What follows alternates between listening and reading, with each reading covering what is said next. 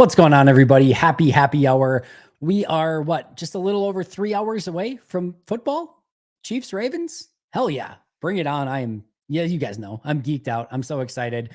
We got Ravens Chiefs tonight, of course, game tomorrow. It's all coming along beautifully. Cannot wait for this season. And before I even go any further, thank you guys so much for being here. Should be a really fun happy hour. Our third consecutive day of live shows. We had live members Q&A 2 days ago. Yesterday, we had Pack a Day Live. Today, we got happy hour. Tomorrow, we'll do pregame show and probably even a little bit of a postgame show as well. So we are kicking things off in style. Obviously, per usual, hit me up with those questions. Ask away. We'll get to as many as we possibly can. Probably got about 45 minutes here. So not the full happy hour today, but happy 45 minutes, if you will. But either way, should be a ton of fun. And again, thanks so much for being here.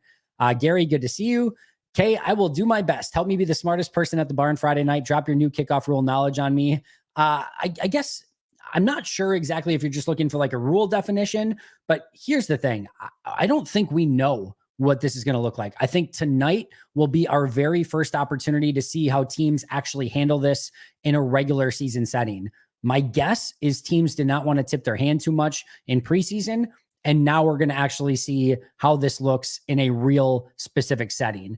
And with that being said, my guess is that the long-term view of this is that the average kick return is going to go past the 30-yard line, and which means you're just incentivized at that point to kick it through the end zone and have it brought out to the 30. So my guess is it's going to get, sort of figured out to the extent that people just end up kicking it out of the end zone.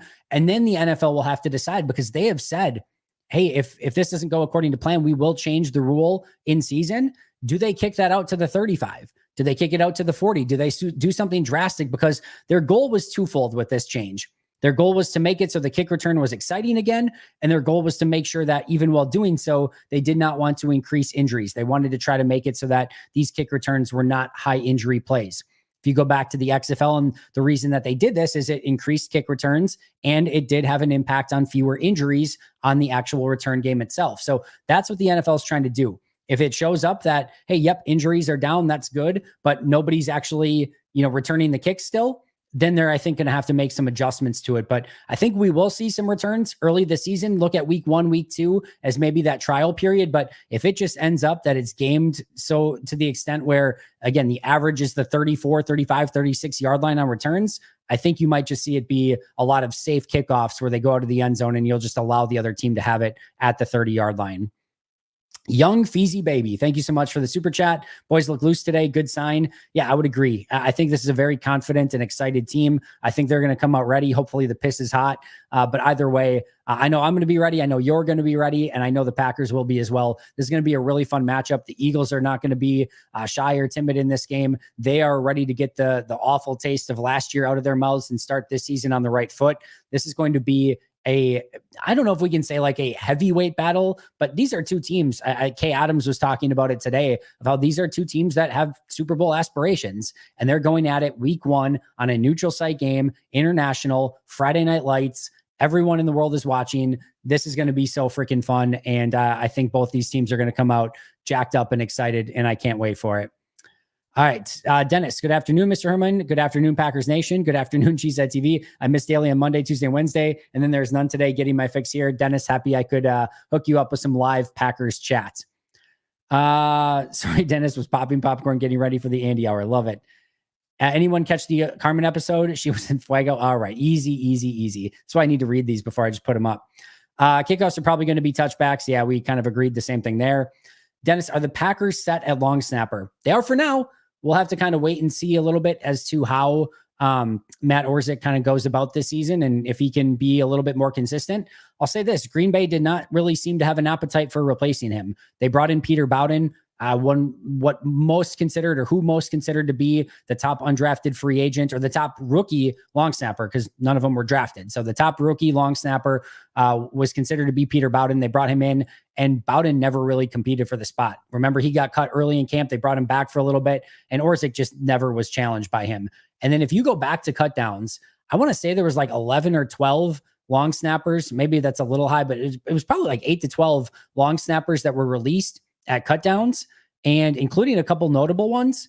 and they could have gone in a different direction. They could have brought somebody else in just like they did at kicker, and they seemingly had no appetite for that. So, we are seeing Goody has no patience right now for anyone that's not going to be able to bring this team up, whether it's a backup quarterback or a kicker. Certainly, I think long snapper would be in that category as well. If he felt, and that if Rich Bisaccia felt that that was an area of deficiency, they had options out there. They did not go in that direction. So hopefully that's a great sign. I will never pretend to you like I go and break down long snapper tape. I never do. My hope is that I never will. But we'll see if Orsic can go out and be consistent with his snaps, because they now have the greatest kicker of all time in Braden Narvison. So he's going to need these snaps to be as clean as possible so he can pay off his high-end potential. Football season, let's go. Love it. Let's see. Richard, why don't we see more big defensive tackles running in for a touchdown on goal line? Always loved how demoralizing it is for the other team seeing a big man score a touchdown. Twofold. One, everyone's a genius putting their fullback in as a touchdown scorer up until your fullback fumbles the ball or mishandles a snap, and then you as a coach look like an absolute idiot. So I don't know that we've ever seen a play like that, but I think sometimes those fears strike a little bit harder. And the truth is like if let's say TJ Slayton scored, well, Josh Jacobs was going to score too. So why have the risk of a fullback or a defensive tackle who's not used to having the ball in his hands, when if that dude scored, Josh Jacobs is probably going to score as well? That's number one. Number two is, and I've talked about this, the idea in the modern NFL, and I get there's some exceptions to the rule, but that the big bruising Mike Allstott type back is the best version for the goal line. I don't necessarily agree with that. I think when you get to the goal line situations, the creases are smaller and smaller and almost minuscule at times. And the guys like Aaron Jones that can find a way to more slither through the tiniest of creases, I actually think are better plays and ones that can cut. So if that one little crease closes very fast, you can actually cut and maybe still find another one. Those are the type of goal line runners I like more. I like big, physical, imposing offensive linemen to move that pile. I'm totally cool with that. But sometimes I think those creases are so small that if you're one of these big guys, 320-pound, defensive tackle or 330, or if you are even the AJ Dillon type and you don't have the lateral agility to get to the next hole or to get yourself small through that crease, then sometimes you're not going to score a touchdown. So I know like the idea of that big bruising back is always fun along the goal line. And those fourth and shorts or in those goal line situations, give me the guy that can find multiple spots and can get through the tiniest of holes. That's the guy that I kind of want in those situations. Thought we saw another super chat come through.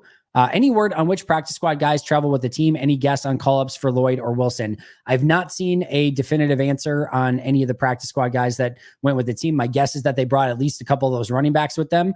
And I would expect Ellis Merriweather, that there's a decent chance that he gets activated.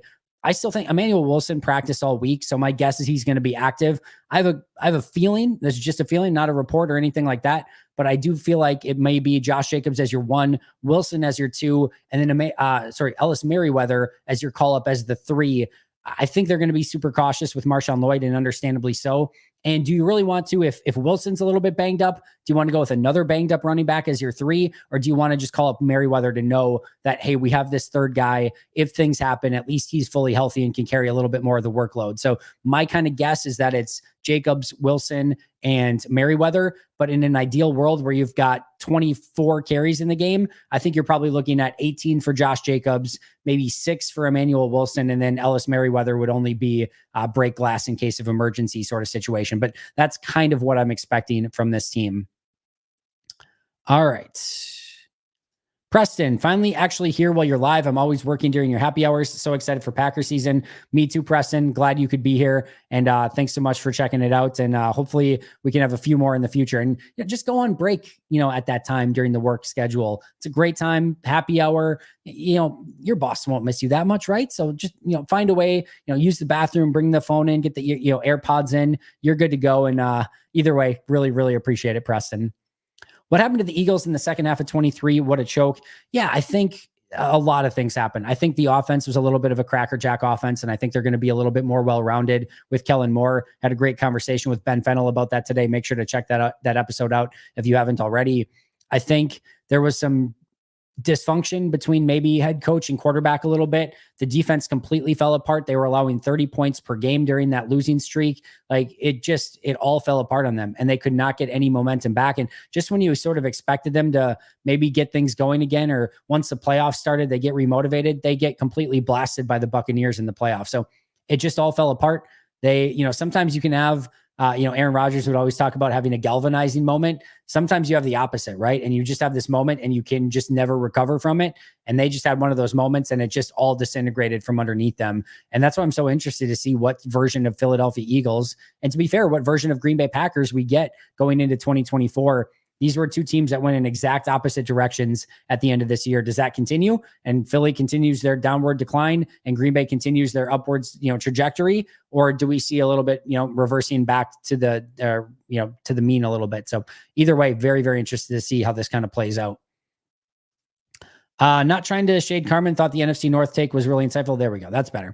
Carmen is awesome. Her NFL knowledge was very impressive, and she does love some love. Yeah, Carmen's the best. I very much enjoy talking ball with her every single week. Super knowledgeable, very knowledgeable about the NFC North. But now she is branched out even more to cover the NFL in its entirety. Guys, we are so lucky to have Carmen. Like, she will be on like Kay Adams' show. She is on PFF show. She is on like all these very high profile shows. Obviously, is live on Fox Sports. Like, that's her gig. Like, she is a big time sports personality that we are very, very lucky to have on Pack a Day. So no, I do not take that for granted at all. So happy that she is back for another season. Eagles have been in disarray and breaking in 2 new coordinators. I don't think this will be close, but week 1 is always a weird one. Green Bay 31, Philly 16. I like it. I will take it. I think it's going to be closer than that. I could see it going in either direction, but I do have Packers winning in this one as well. Would have thought the Brazil game would be on Amazon. I'll be here all week. Well done, Jay Western. What excites you most about what you've seen from Jeff Hafley's defensive scheme thus far? Hopefully the optimism leads to results this year.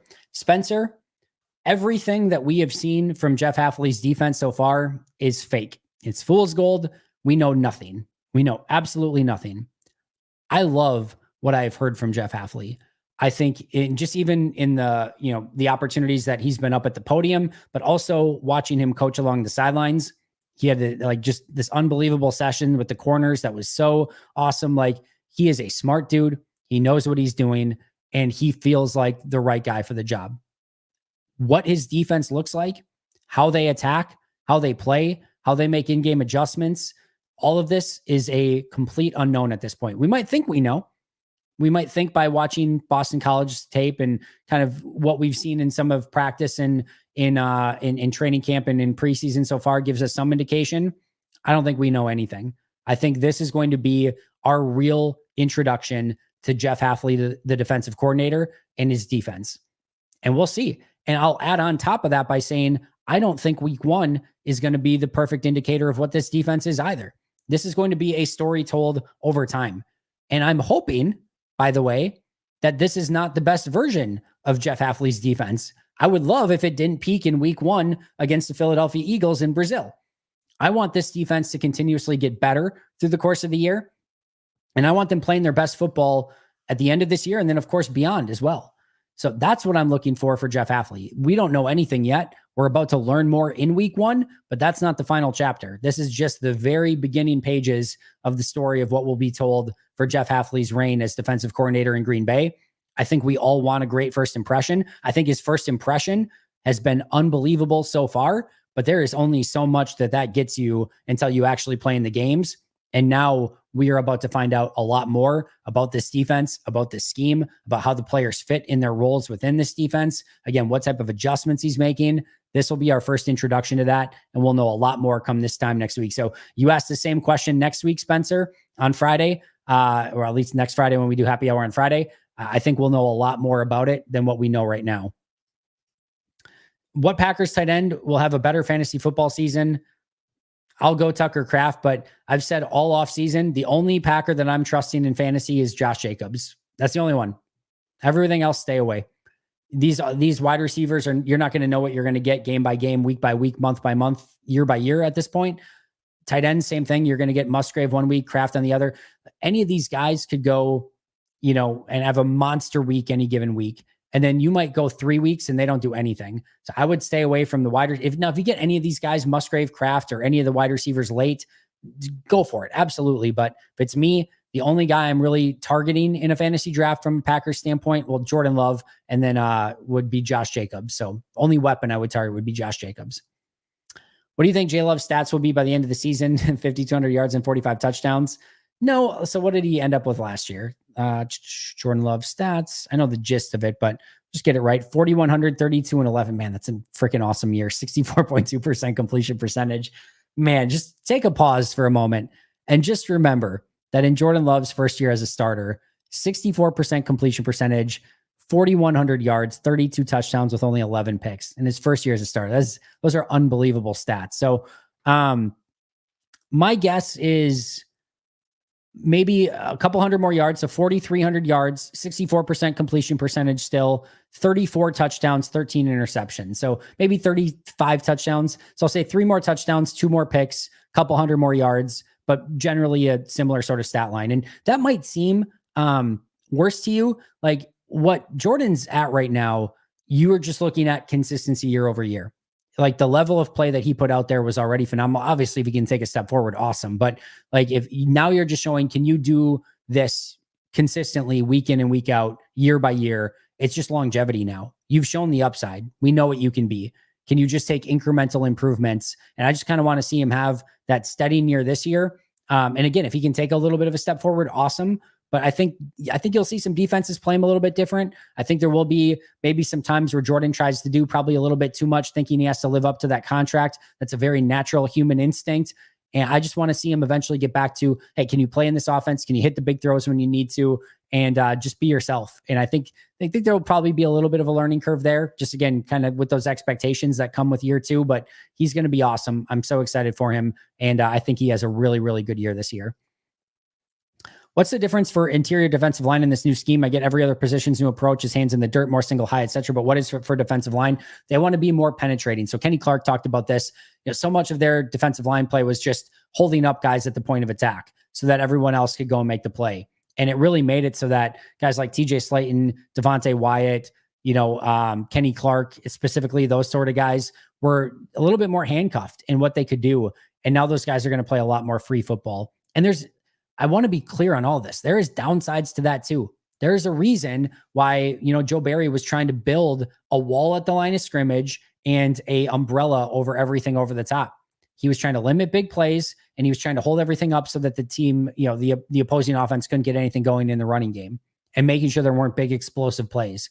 And you saw very few big explosive games in the running game in the Joe Barry era. And you saw a pretty good job, especially considering they had really bad safeties and not giving up big plays. Now you're going to see a different branded defense where this is an attacking, physical, aggressive defense. You're going to see more penetration up front. You're going to see more chaos. But with that can become bigger plays on the opposite end, both in the run game and in the pass game. So just be ready for a little bit of that. Understand that that's going to happen. But I think this is going to be a much more aesthetically pleasing brand of football. I think the players are going to buy into it 1,000,000% more, which is a lot of times 90% of the battle. And I think you're going to see bigger plays from this defense because of the way that they're playing. But look for guys like Wyatt, Clark, Slayton, Wooden, Brooks to get upfield more and be more disruptive than what they were in the Joe Barry era. LeGarrette Blount might be an exception to that, but I agree. Yeah, he was a good one. He was a very good red zone back. One of Joe Barry's worst traits was not being able to adapt to his opponent. Do we worry if Haf sticks to a man-heavy scheme this week? I have no worries about Jeff Hafley's adaptability. Zero concern.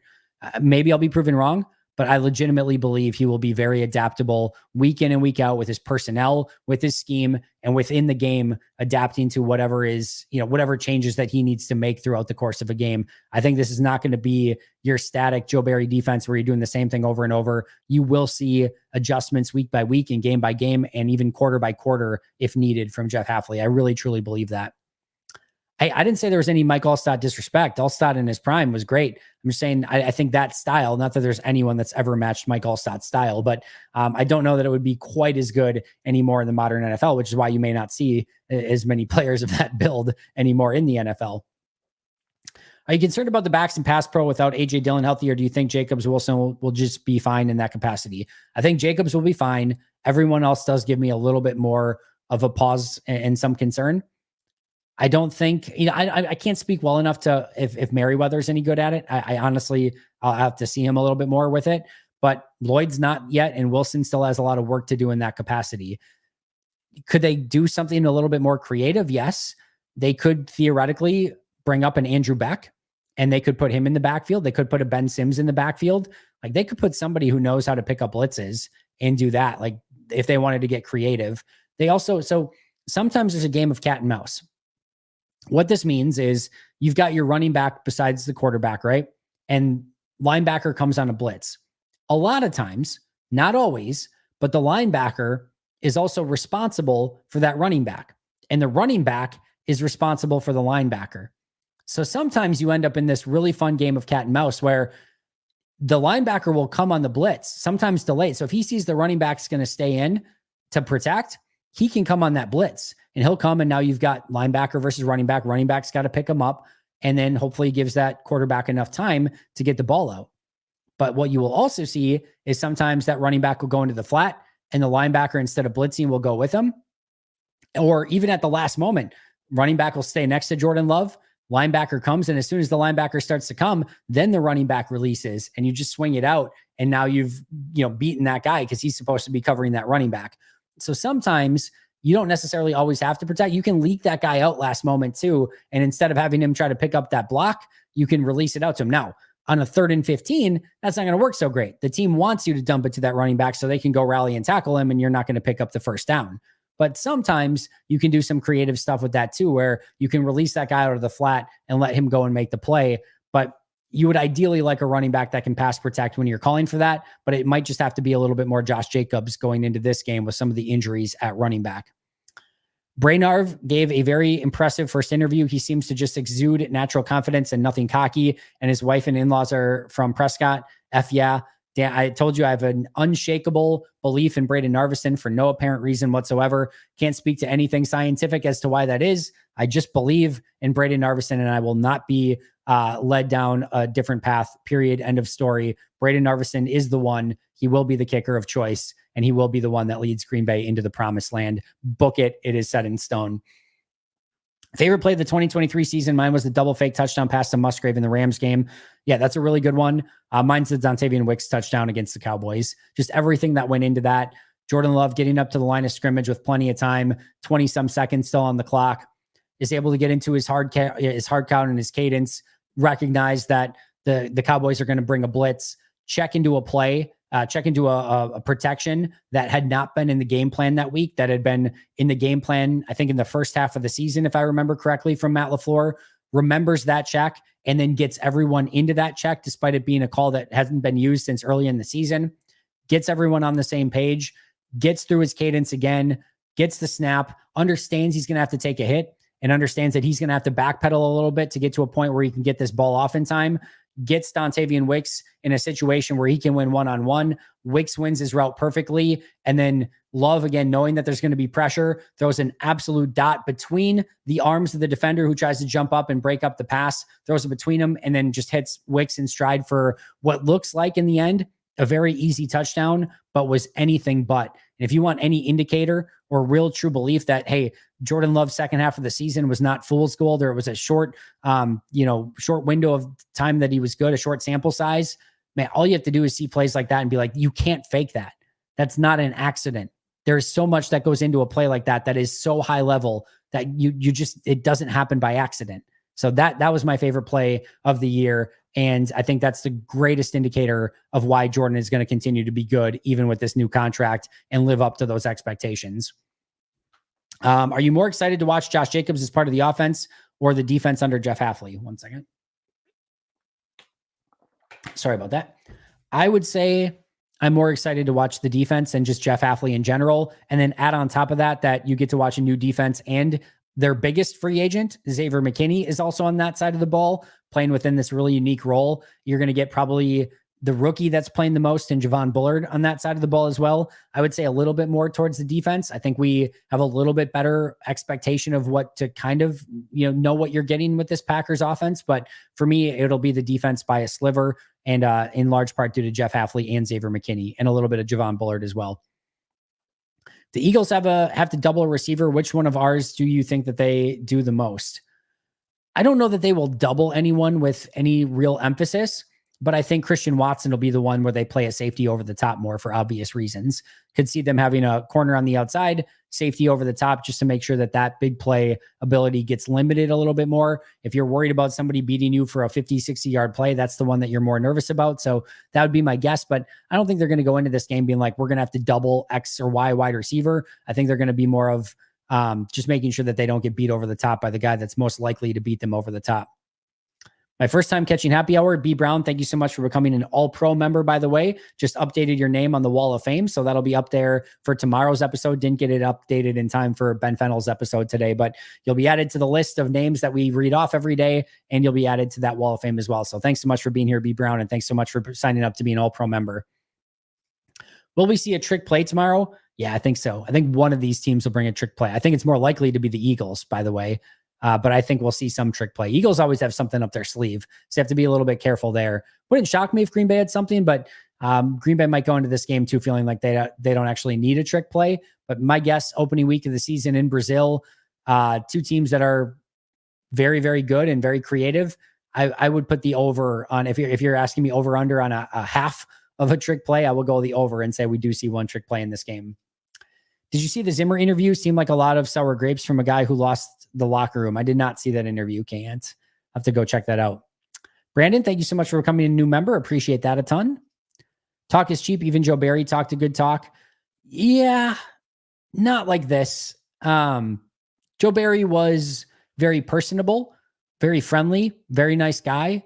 And, it's not like he did bad in press conferences, but there's definitely a different feel. There was never this, like, I want to run through the wall for Joe Barry. Now, if you want to point to Mo Drayton was not a good special teams coordinator at all, but that dude got into press conferences, and every single time I left a press conference with Mo Drayton, and I'm like, A, I want to go play special teams, and B, if there's anyone that's going to cure the Packers special teams, it's going to be this dude. And spoiler alert, it was not. He did not do well. But to your point, yeah. So then that's why I said from the immediate Jeff Hafley interview that he gave for the first time, I'm like, man, that was awesome. But unfortunately, you can't win any games in a press conference room. So this will be our first real indicator of Jeff Hafley and what he can potentially bring to this team this upcoming week. Haven't heard much discussed regarding altitude in Brazil. I haven't either. I honestly don't even know. I'm assuming, since you're saying this, Matthew, that they're playing at altitude, but I would not have known that had you not brought it up. All right, Dan, if every player on our defense is brought into Haf's defense and will allow him to teach them to be a better player for his schemes, I'm drinking the Kool-Aid too. All right, I'm in, Dan. I'm absolutely in.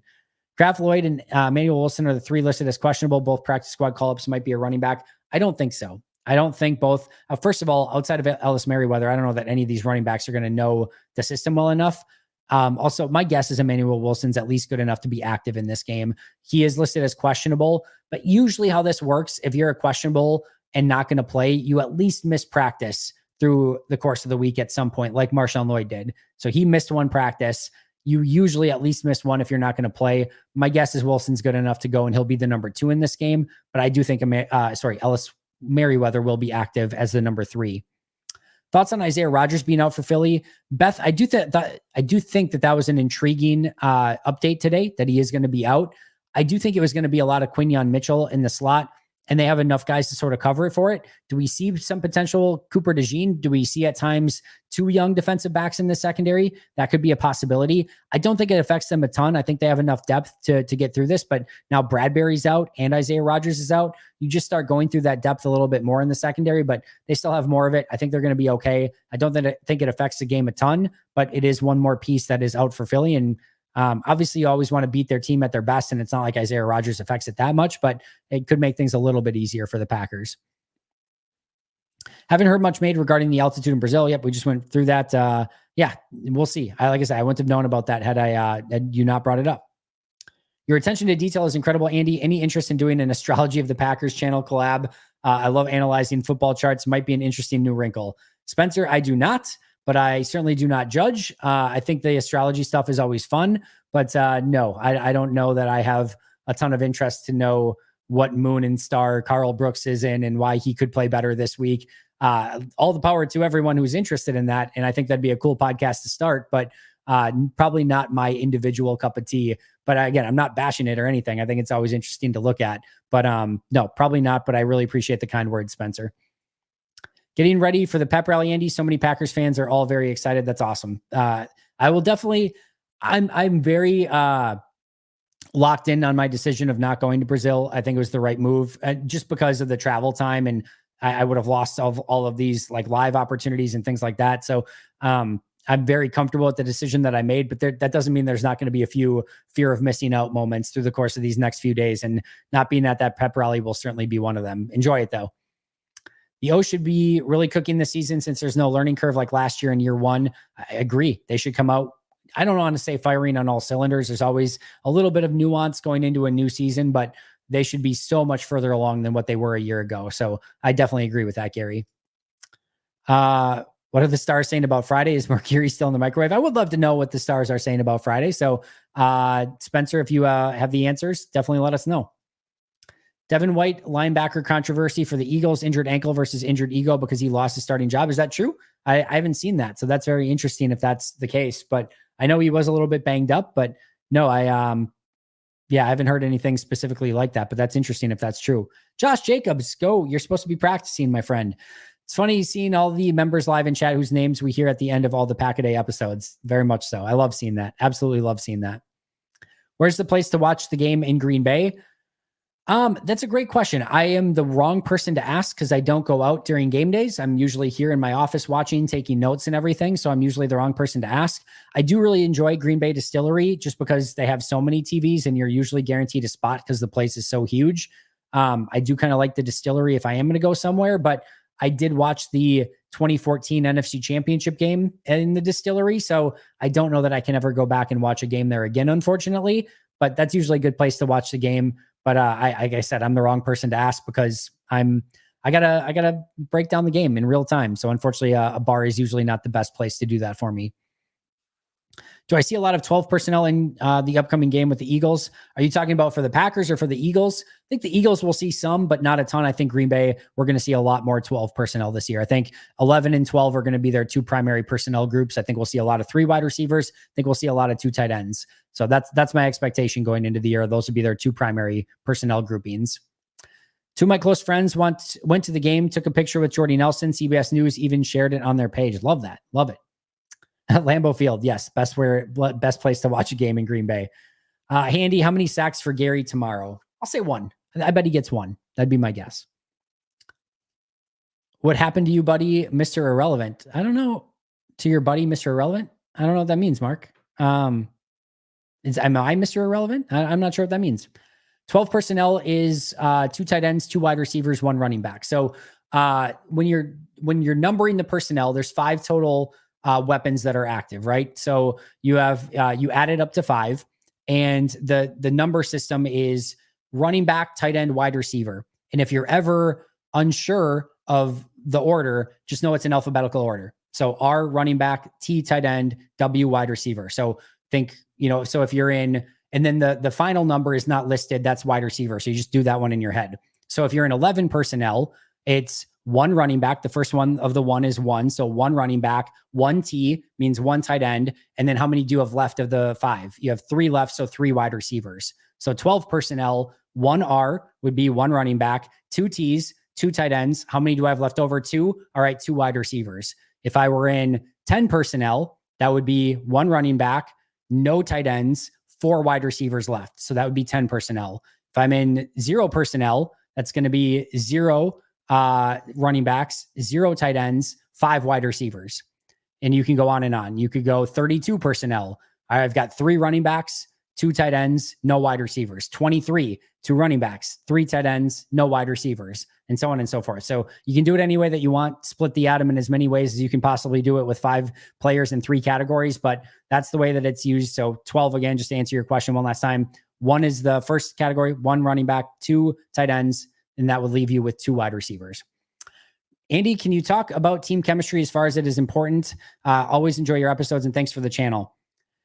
I don't think it's possible to quantify it, but I do believe it matters. And the ways that I believe it matter were evident over the last 2 years. And you may be able to counter argument this in some way, but this is my belief. go, and I've talked about this on numerous occasions. Go back to 2022. All right. Let's see. Packers schedule 2022. The Packers going into Chicago in week 13. All right. Were 4-8. They were 4-8 going into week 13 in Chicago. In their last 2, 3, 4, 5, 6, 7, in their last 8 games, they were 1-7. Lost to the Giants, lost to the Jets, lost to the Commanders, lost to the Bills, lost to the Lions, beat the Cowboys barely in overtime, lost to the Titans, lost to the Eagles. Had lost 7 of 8, were 4-8 on the year. The season was gone. You go into Chicago, they were 3-9, the 3-9 Chicago Bears, one of the worst teams in football, and you're down 19-10 in going into the fourth quarter. You're down 2 scores going into the fourth quarter. The season's done. It's over with. Just cut it. Like, just end it now. The whole Rodgers situation was spiraling. You knew that major changes were going to happen in the offseason. It was done. It was over with. And instead, they find a way to come back, beat the Bears 28-19. They have their bye after that. They finally get some rest. They beat the Rams 24-12. They beat the Dolphins 26-20. They beat the Vikings 41-17, and they get their opportunity against the Lions to go to the playoffs. That season, and I know they lost it 20-16. They had their opportunities. They couldn't get it done. It still ends up in a disappointing season. I get it, but I cannot tell you how many teams quit in that fourth quarter against Chicago. And I would have understood it that year. That was an abysmal stretch of games. Everything was going wrong. They're playing the worst team in football on the road, fourth quarter, down 2 scores. Just kill it. Just kill it. And they didn't. They rallied. They made a push. They came this close to making the playoffs. Go back to last year, 2023. Same thing. Not same thing, but they win their first game. They lose against Atlanta. They come back in a game they had no right to win against New Orleans. They lose against Detroit. They lose against Vegas, have a bye week. They lose against Denver. They lose against Minnesota. And it by all accounts, it's 2-5. You had already traded away Rasul Douglas at this point. You were selling players off. Like, again, not to the point where you're going to quit on that season, but you could see this maybe spiraling a little bit more. They get a win against the Rams, but remember the Brett Rippon Rams. They win against Brett Rippon's Rams to get a small reprieve. Didn't play great in that game. They lose to Pittsburgh. They're 3-6 and have really no great signs. But guess what? And by the way, this is the big one. They're 3-6. Everything's spiraling. And their next 3 games are against Herbert and the Chargers, the Lions, who were unbelievable at that point, and the Chiefs. And they easily could have been 3-9 after those 3 games. Instead, they go 3-0 to get to 6-6. And then what happens? Like, just when you think things are on going back in the right direction, you lose to the Giants and Tommy Cutlets, and then you lose to Tampa and Baker Mayfield as a perfect quarterback rating. And you have every opportunity again to be like, just not our year. We're 6-8. The playoff odds are not great. And what do? They beat Carolina. They beat Minnesota. They beat Chicago. They get in the playoffs. They upset Dallas, and they give San Francisco everything that they can handle and probably should have beat that team. So a team that does not have a good locker room, that does not have a good chemistry, that does not have a good coach, that doesn't have the right foundation, they're exit points in the season. And it may sound shitty, just flat out, it may sound shitty. There are teams in the NFL that on those exit points would have quit. And you might just say, these are professionals. They're supposed to play out the season regardless. That sounds great. There are teams in the NFL that would have taken those exit points and said, screw it, we're done. We'll be back next year and we'll start over next year. And this team didn't. And you can, again, counterbalance it and counterpoint it by saying, well, yeah, maybe you don't get to the point of losing 7 out of 8 in the first place. Point taken. You know, maybe you don't get to the point where you lose to Tommy Cutlets and allow a perfect passer rating to Baker Mayfield. Point taken. But when their backs are against the wall and they had the opportunity to quit, they rallied, they didn't quit. And I do think that that is a strong indicator of a locker room that's not going to give up no matter what, that's going to keep grinding, that's going to keep trying to get better. Even the Saints game last year, that game going into the fourth quarter, they had no right of winning that game, and they found a way to win it. So those are signs to me that this is a good locker room, a tight-knit group, that they're not giving up on anything, and they're going to fight through no matter what happens. And I think those are very good indicators overall. With 2 elite wide receivers, do you see Josh shadowing anyone? I don't think so, but that's just one of those interesting situations that we're going to have to see in this new Jeff Hafley defense. Like, does he go and shadow players, or is he just stationary on one side? Don't know the answer yet. And we're going to maybe find out a little bit more about that on Friday Night Football. Mercury is direct, but Mars is a tough spot, and Cancer might affect Mars-ruled Scorpios and Aries suns. Love LaFleur, Smith, and Heath. All right, there we go. So hopefully Malik Heath is active for this one per the stars. Don't forget to hit the like button. Appreciate that, Mark. Thanks for the content, Andy. As always, I still love you despite my lack of comments each morning. Hey, don't worry about it. I always just appreciate you guys showing up every day. That's more than enough. Andy is a Narvi. I am a Narvi. I'm not a Jersey guy. Braden Narvison hits I'm going to say it. All right. If Braden Narvison hits a game-winning field goal, I will next week's happy hour, I will be in a Braden Narvison jersey. So if Braden Narvison hits a game winner on Friday Night Football, Narvison jersey's coming home to Sobieski, Wisconsin. You can lock it in right now. Happy kickoff day. Happy kickoff day to you too, my friend. We talked about that. Narv breaks Mason's all-time Packers scoring record. Well, let's just pump the brakes a little, but clearly that is in the cards. Long-time listener, but first time live. What's up, Packers family? Love that you can make it live. Thanks so much for being here. Glad to see you staying hydrated. Thanks for reminding me, K-Ant. All right, my favorite play was the threaded touchdown throw from Love to Reed versus the Lions. That's probably number 2 on my list. That was a beautiful, beautiful play. Talk to me about game day bus rides, Andy. I got nothing on game day bus rides, RJ. Other than who's the first guy off the bus now? Yosh Nijman was always a great first guy off the bus. Who's like the perfect Packer first guy off the bus? Travis Glover, Kadeem Telfort, probably not bad first guys off the bus in the 2024 Packers. Yeah, I'm gonna have to think about that a little bit. Who's the guy that you want as your intimidator, first guy off? Yeah, I might go with Kadeem Telfort. That's probably a pretty good answer. Joe Barry was terrible in pressers. I don't know about terrible, but it certainly was not Jeff Hafley-esque. I will say that. Sao Paulo is 2,500 elevation. All right, that would seem to be like elevation could be an issue then. So yeah, that'll be interesting. Half of Mile High Field. All right. Do you get the chance to watch Jack Schvick NFL? Good show with player breakdowns. I have not seen that, Mark. No, I'll have to check that out. Might as well examine an animal's entrails for omens to bet over-unders. I'll take your word for it, Jay Western. I will take your word for it.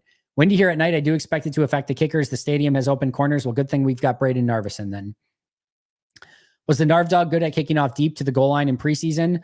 I did not watch his kickoffs, if I'm being totally transparent. Also, that's not necessarily, I guess through the end zone is interesting, but I don't know what they were trying to accomplish either. So we will find out more this upcoming week. Luigi's for the win tonight. Love that, Steven. Great choice. And love me some Luigi's pizza. Do you have a score prediction yet? Yeah, I'll give it. Screw it. 23-20 Packers is my prediction. Best place to watch the game in Green Bay, in my opinion, is my grandma's house. She always has great snacks and she's really fun company. Hit us with the address. We will all show up to grandma's house tomorrow, hit up the snacks, watch the game. It'll be awesome. So don't really do that, by the way, but that'd be fun. Yeah, there we go. Are we all invited? Oh, Alex Shelf is Mr. Irrelevant. I forgot he goes by that name. Yeah, I did mention the other day, Alex is not going to be back for this season. He's welcome back anytime. No fallout or anything like that. He's just going through a career transition. Felt like he needed to focus on a couple other things this upcoming year. So he will not be back. Still working on some things for our Sunday crew. Might be Perry and I. And then I think I'm going to do an episode or a couple shows as well with Nathan Marzian. So that is something I'm really excited about as well. And then still maybe might add a person or two to those teams as well. So we'll see. Either way, should be a really fun season up and coming. I'll ask, but probably just make sure you take off your shoes and the door is all tidy. Beautiful. Could you explain why and how leaks occur from reporters? How do we know when one is valid and what prevents a football organization from making employees swear to secrecy? So usually the people that are in the know have connections to either a team source or an agent source. And usually there is, an exchange of, knowledge in some way where the team finds out something from the media finds out something from the team, or vice versa from the agent. Or, why you see a lot of times the big time insiders like Adam Schefter and Ian Rappaport being like, so-and-so was released, but there's going to be a lot of interest for them and their services around the league, and upwards of 20 teams might have interest in. Well, that's because they have connections with that agent and they want a lot of word out there that there's a lot of interest in a specific player. So that's usually how some of these things are done. I will be honest, I am not a reporter.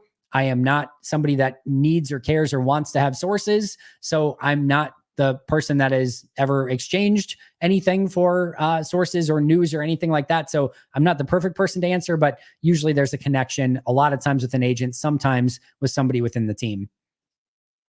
Does the practice squad travel on road trips or just the guys who are elevated? They will take a select few usually, and it can be a little bit different depending on, again, international and things like that. But Matt LaFleur did answer this the other day. He said they would bring a select group of people to the game that could theoretically be called up, but not everyone in this instance. All right, no more Mercury, Venus, Saturn, Pisces talk. Go Pack, go. Kick ass tomorrow night. Love that. All right, we'll try to finish these last ones up really quick. Christian Watson has a number of important contact with his naval chart and chart of the game. I expect him to be a main character in the game's narrative, hopefully for the better. Let's see. How do you feel about the O-line? I feel good. Not great. I feel good. I think they're going to be an above average offensive line. I feel better about watching them as they got better throughout the course of training camp. I have a lot of faith in Zach Tom, a lot of faith in Rasheed Walker, a lot of faith in Elton Jenkins. I think Sean Ryan will be just fine. I'm going to live on the roller coaster of Josh Myers. In one play, he'll look like an all-pro, and the next he'll look like a practice squad guy. We know what we're going to get there. It's going to be some really good, some average, some really bad. That's just the roller coaster that we ride with Josh Myers. But I think overall, and then you've got Jordan Morgan as a key depth piece. I feel pretty decent about their depth after that with Jacob Monk, Kadeem Telford, Andre Dillard. So I feel good. I feel better actually about it than I did going into the season, if I'm being honest. Yes, Spencer, well said. Good call.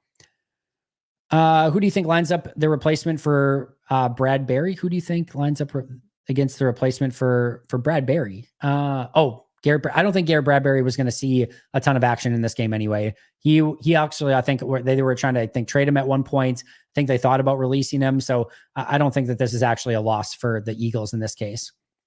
Big game for Wyatt because Mercury's in K, right? Oh man. And did you ever have a second favorite team as a kid? No. I was growing up, I definitely had some players that I really loved. I loved Deion Sanders growing up, had the Deion jersey. So 49ers and Cowboys, that was a big thing. I went through a little bit of a phase there, but no second team that I loved. I briefly went through a Carolina Panthers expansion team phase. I thought they were really cool and enjoyed them for a little bit, but nothing that ever came anything close to the Packers. Will Merriweather, Chris Brooks be running back too since Wilson Lloyd are injured? We went through this a little bit earlier, but I expect Wilson still to be the 2, and I think Merriweather will be the 3. Do you think Ja will shadow from the slot or be on AJ Brown? Again, I think this is just one with Jeff Hafley's defense. We could have asked him, and I don't think he would have told us. So we're going to have to wait and see. I wish I had an answer for you, but never just going to blow smoke. And this is one we're definitely going to have to wait and see tomorrow. I could see him playing left, right, and slot. I could see him shadowing a specific wide receiver. Just don't know. We're just going to have to see how Jeff Hafley kind of wants to go about playing it. How do you think Stokes would match up with Smitty? Frankly, not great. I think those are the type of receivers that give Stokes the most problems. I kind of actually would almost put AJ Brown across from Stokes because Brown wins a little bit more. I'm not saying he's not a good route runner. He is, but he wins a little bit more with physicality and speed. And I kind of like that a little bit more for Stokes. Stokes generally struggles with really good route runners. And just so happens that Devontae Smith and Jahan Dotson are both very good route runners. So that is less intriguing to me. Not that I feel great about an AJ Brown, Eric Stokes matchup either. This is just a little bit of a tough game for Stokes, if I'm being honest, but hoping that he's up to the task, and we'll find out, quite frankly. Little late. What's up, folks? Dave, thanks for being here. Better late than never. Too bad Creed Humphrey wasn't. Oh, we don't need to go down that. We're not bringing up that today. Nick, good to see you. Which Luigi's Pizza is your MVP pick for the 2024 season? I'm still this is a really tough question, actually. I actually really love the thin crust, the ultra thin crust pepperoni. That is just like, you can throw that thing in and it is delicious, and you can finish that thing off in like 15 minutes and you're already craving another one. Like that's probably my MVP, but I love the fresh dough pizzas. And I will say, they gifted me the pepperoni, sausage, onion, and peppers one. And man, was that thing really freaking good. So that thing has worked its way up my Luigi's Pizza depth chart in a very significant way. With Bradbury and Rodgers out, who are they going to use for corners? Ringo, Slay, and Maddox. Cooper is coming off injury and has mainly played safety. God forbid an injury. So my guess is what we are going to see from Philly. is we are going to see Quinyon Mitchell in the slot. We're going to see Darius Slay out wide. And then they're going to have to choose, I think, between Eli Ricks and Keely Ringo. I think we'll see a little bit more of Keely Ringo. Maybe we see Quinyon Mitchell and Darius Slay out wide. And then you could theoretically see Cooper DeJean, maybe a little bit of Chauncey Gardner-Johnson in the slot, which then brings in potentially, Tristan McCollum as a safety. Like they're going to have some mixing and matching there, but I don't know 1,000,000%. I think we're going to see a lot of Slay, Gardner-Johnson, Reed, and Quinyon Mitchell as the primary four. And then they're just going to have to decide between Eli Ricks, Avonte Maddox, Tristan McCollum, Keely Ringo, and Cooper DeJean, which of those guys they want as their primary fifth. We could see some DeJean and Mitchell, which would give you two rookies to go at, which would be very interesting. Either way, I don't know that Green Bay is losing a lot of sleep over who's going to be out there. I think they're going to feel like they can attack with their wide receivers. Thanks, Andy. Mike Wall back this year. You bet your sweet ass Mike Wall will be back this year. He's going to be back on probably Fridays. I think we're recording Thursdays. I'll have to double check that. We're either recording Wednesdays or Thursdays, and then it'll be on the next day after that. Thanks, Andy. This channel was my first I ever paid for a membership for. I love it and appreciate your thoughts. Celestial Prophet 20. Appreciate that a ton. Definitely means a lot to me that you guys would consider doing that, and that you that you made it your first one that you ever subscribed to and became a member of. So thank you for that. Nick, me as well. Help the channel, y'all. Give Andy a thumbs up. Appreciate it. Who you got tonight? I think Ravens get revenge. I got Chiefs. I'm going Chiefs tonight. I think Chiefs are going to be a juggernaut again this year. Will be a really good game though. Nothing would shock me, but I'm going KC. Beautiful work, Andy. Thank you for that. Predicting the game ends in a tie. All jokes aside, we made it. Here's to tomorrow and a Packers W. Love it. Big tight end game coming out with Whiteout. I don't know that it changes things, and I'm not predicting any big game for anyone because I think these weapons are going to change week to week with who's the primary targets and even play to play. But I do think you could see Musgrave and Kraft carve out a nice role for themselves in this game. Absolutely. You've inspired me to get pizza for the game tomorrow night. Not Luigi's. I'm in Texas. I understand. Enjoy a pizza, and I will. My Luigi's is going to come hopefully on probably on Saturday for a victory pizza. We got to go victory pizza this week, and we'll see what one that is. But I'm hoping for a victory pizza on Saturday. I think it's one of those times I heard you swear. It's rare. It's rare. It comes out every once in a while. It's usually pretty mild, but it'll come out every once in a while. And he is human after all. Sometimes, mostly machine, but part human. All right, guys, that's going to do it for me today. I got to get out of here. Got to get my kids to sports in just a little bit here. As mentioned, live tomorrow, pregame show, 6 p.m. Central start time. We'll bring you up right up until about 15 minutes before the game. And we should be able to talk about inactives right before that because they should go live at like 5:45. So we should be able to kick things off talking inactives tomorrow. And then we'll get into everything from there. So make sure to like, subscribe, comment, give those 5-star reviews. Check out those Pack a Day Podcast YouTube memberships. I'm hoping to go live post-game tomorrow as well. And then we're off and running. And it's going to be just a beautiful thing from there. You guys are the absolute best. Thank you so much for being here. I will see you all tomorrow. But until next time, and as always, go Pack Go.